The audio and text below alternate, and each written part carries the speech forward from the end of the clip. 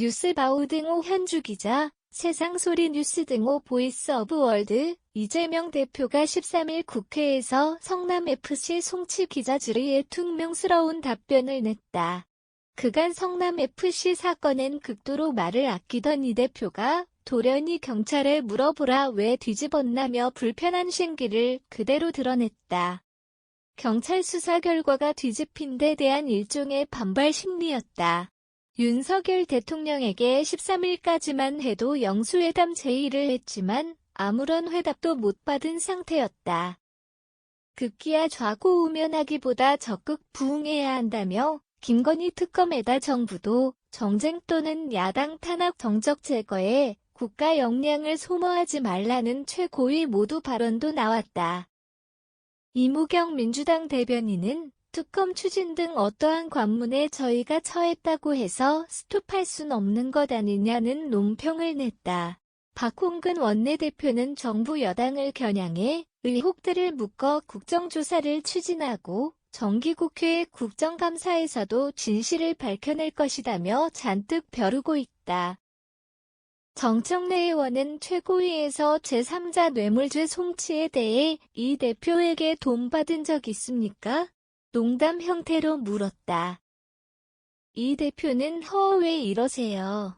그의 손을 밀었다. 정의 원은이어 보느니 직접 넌지시 받지 않았다는 게 확실하니까 결국은 제3자 뇌물죄를 엮어서 송치한다. 1년 전에 이미 무혐의 불송치 결론 사건이었다. 윤석열 정권에서는 있는 죄도 없는 죄가 되고 없는 죄도 있는 죄가 되는 그런 정권인 것 같다며 55억 원 상당의 두산건설 성남FC 후원금을 인유했다. 윤익은 경찰청장은 이날 행안위에 출석해 무엇이 달라졌느냐는 민주당 이해식의원 질의 보안 수사 과정의 사건 관계자의 진술이 번복이 되었다.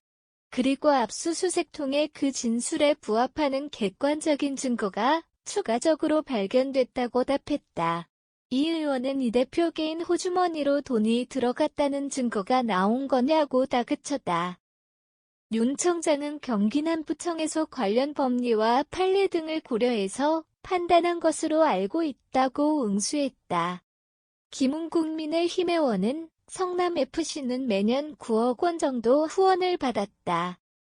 그런데 갑자기 2015년도에 160억 5천만 원 후원을 받았다. 두산그룹은 96년도 분당구 정자동에 의료시설 용지 3,005평을 약 72억 원에 구입했고 성남시는 20년 가까이 병원을 짓지 않아 2014년 9월 강제이행금을 부과했다. 놀랍게도 성남시는 10개월 이후에 의료시설 용지를 업무시설 및 근린생활시설로 변경하고 용적률도 2배 이상 올렸다. 용도 변경 허가를 결제한 사람이 현 이재명 당대표다. 이 특혜를 받고 두산건설은 두산타워를 짓고 2021년 6,171억 원에 매각했다.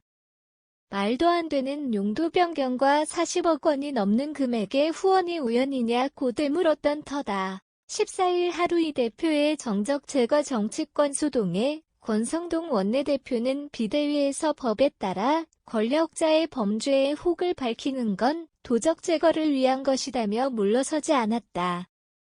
현주 기자 사코파워 @아웃룩, 캄루즈바우.com